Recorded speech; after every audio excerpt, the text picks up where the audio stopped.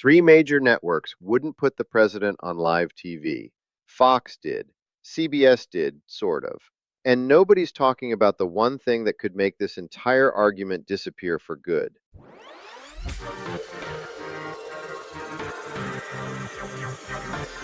So here's what actually happened.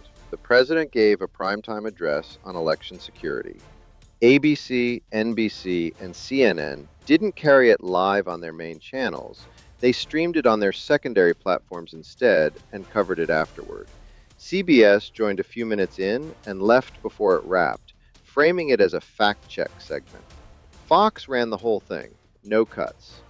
And within hours, the internet did what the internet does.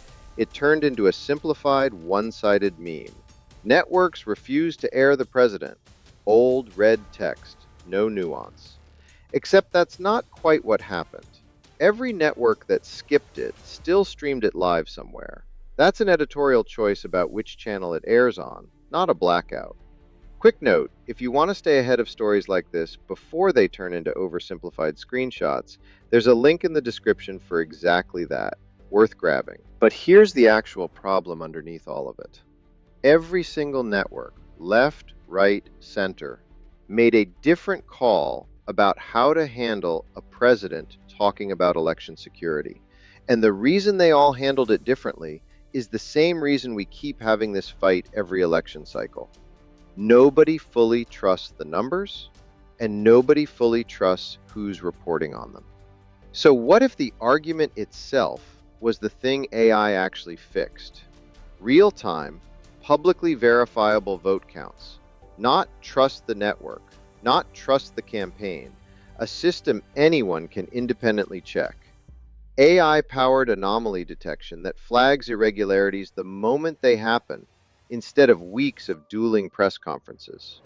Tools that can verify a claim about illegal votes or fraud against real data instantly, before it becomes a talking point instead of after. That's not science fiction. The pieces already exist, they're just not stitched together. And there's zero political appetite to build the neutral version because right now, controlling the narrative is more valuable to both sides than settling it. Which is the real story here? It's not who got censored. It's that we've built a country where the fight over who reports the news is more central than the news itself, and the technology to make that fight pointless already exists. I'm not here to tell you who's right about this speech.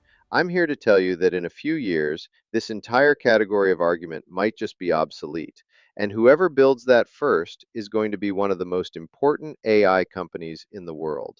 If that's the kind of story you want more of, not the hot take, the actual what happens next, that's this channel. Subscribe, and I'll see you in the next one.